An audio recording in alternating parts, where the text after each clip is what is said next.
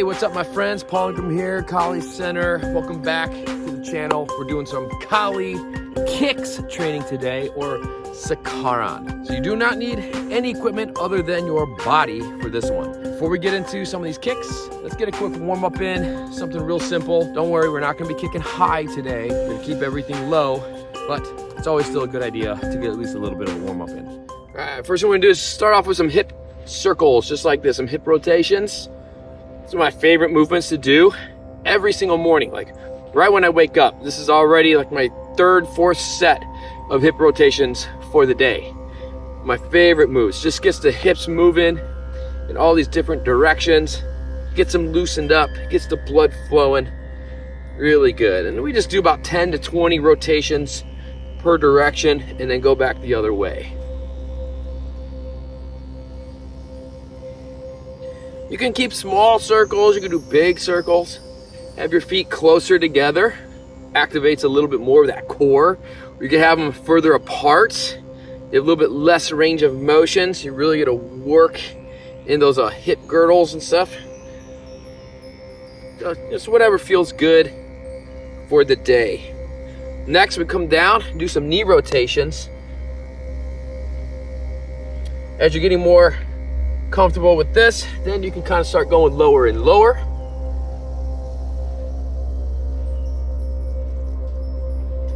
And again, just getting about 10 rotation in per side and then the other way.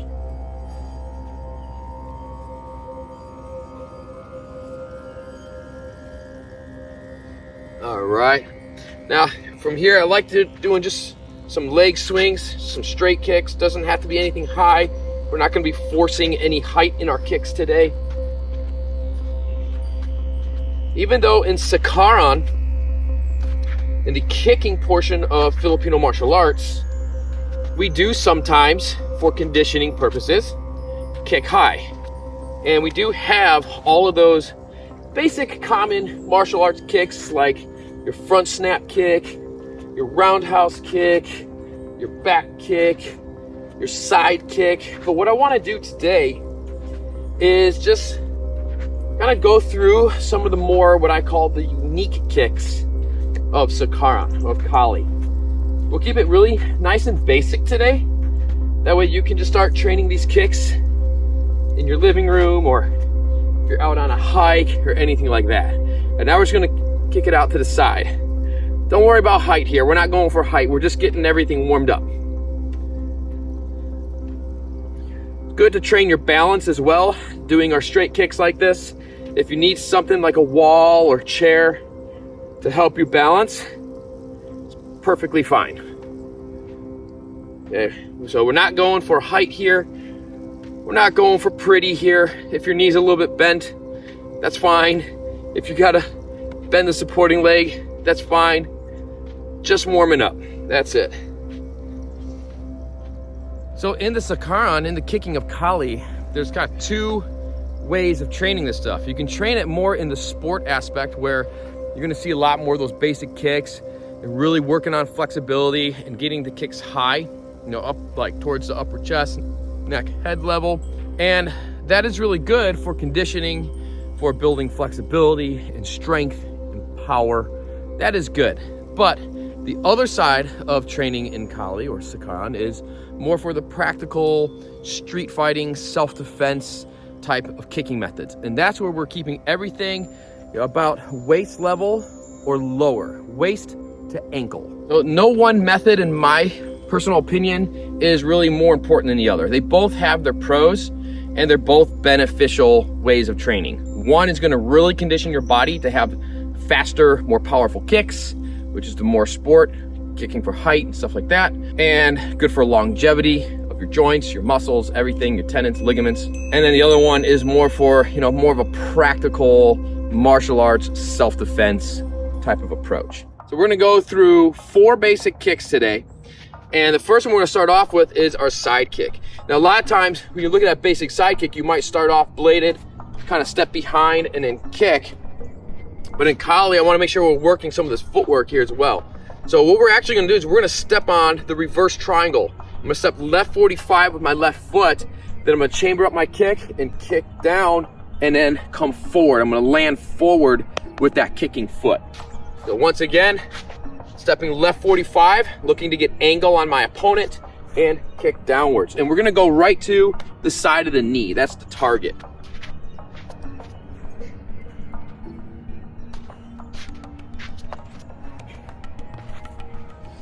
And in Kali, what we like to do is put our weight behind that kick so we can continue that forward momentum. So left 45, as the foot comes together and finishes that base of the triangle on the triangle footwork, that's where we're gonna load the kick up and then extend it down and continue driving forward.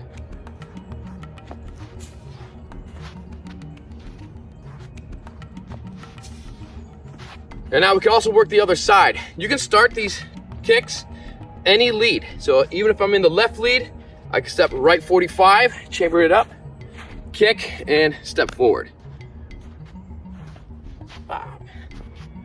Now it's still a good idea to practice your kicks on chambering it and bringing the leg back. You never know what the situation might call for you to do. But if we can, it's always best to move forward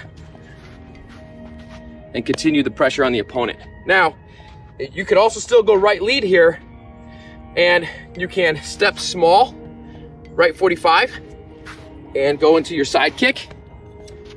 Sometimes what you do is your back foot will come up to your lead foot very quickly, and then step left 45 if you need to cover more ground, and then you have your side kick. Okay, so you know, when you're looking at your SIKARAN in a more functional application way, you're either going to be striking your way in to these kicks, setting them up with strikes, or you might be in a Dumog grappling situation, and that's where you're going to set up your kicks from there.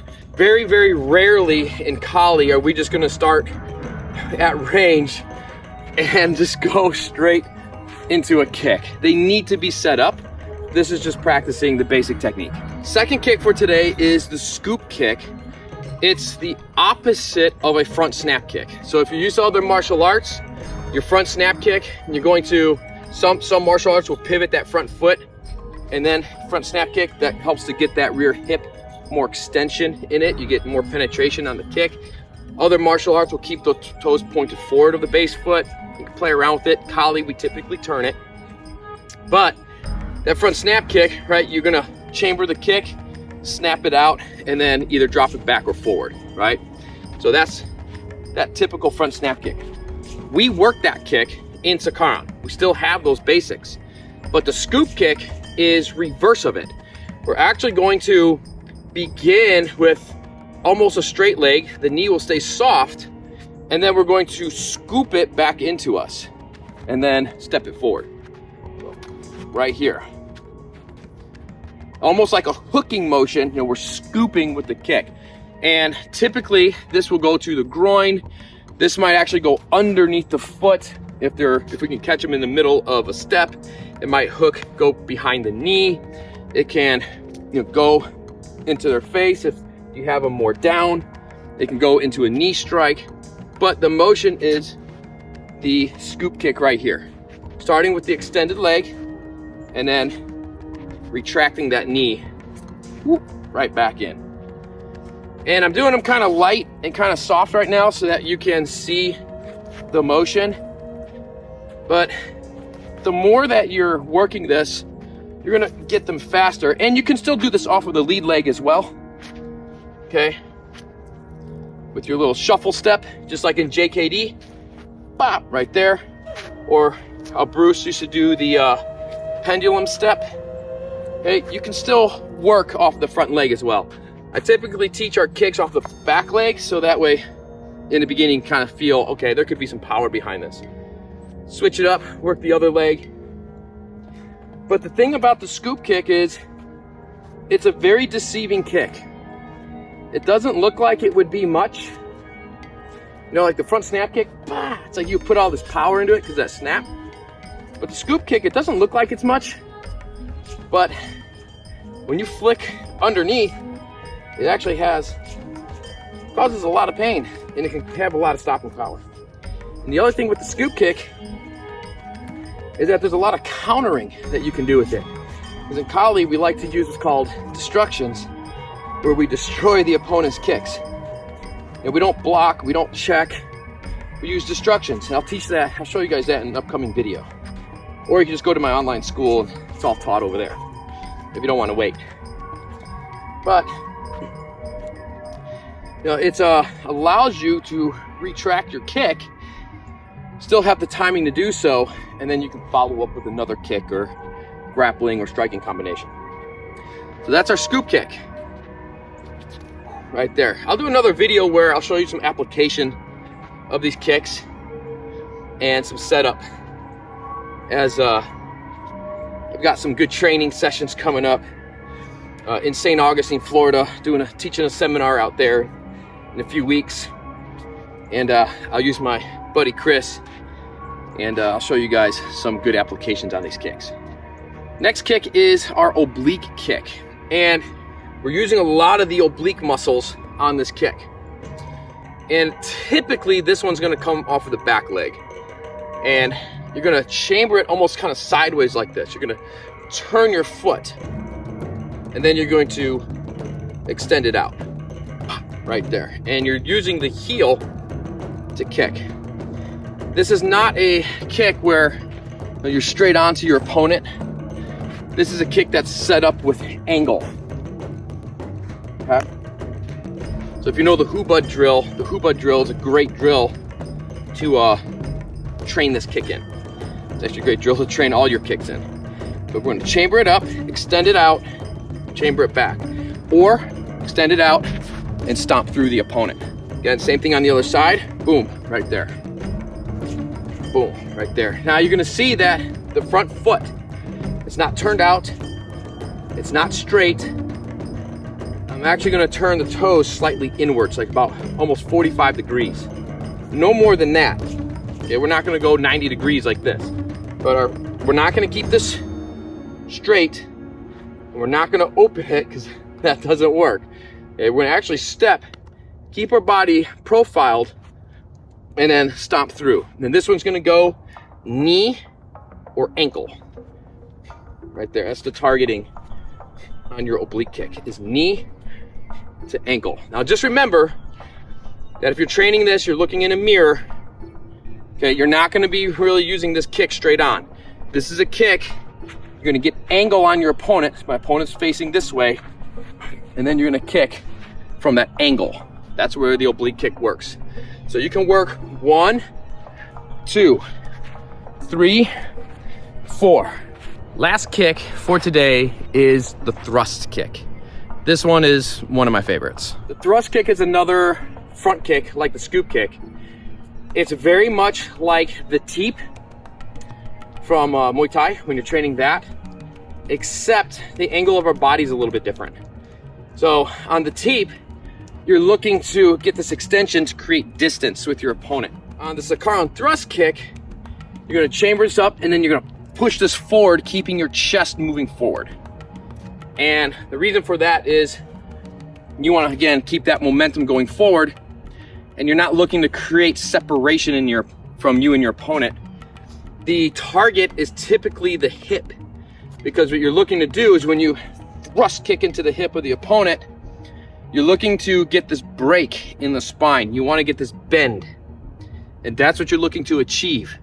And while they're bending, you're moving forward, and this is where you can start putting in your striking combinations or your dumog, your grappling combinations. So a lot of times the thrust kick is used more as a countering kick. You're not going to be using the thrust kick as like, we're out here and I'm going to offensively attack with the thrust kick, okay? Your opponent's coming in, you might still step off the line and then come in as a countering movement to open up other striking, grappling, or, this is Kali, weapon deployment opportunities. Right there. So a little bit different, get used to keeping that momentum driving forward. The chest needs to keep driving forward. So no extension, you don't want to pull your chest back. You want to keep everything moving forward. It feels awkward in the beginning, when you're not actually making contact to somebody. But with practice, it's very easy to understand this high percentage kick. Unique kick of SIKARAN. Right there. And with all these kicks, you can train them just continuously moving forward. I'll give you an example.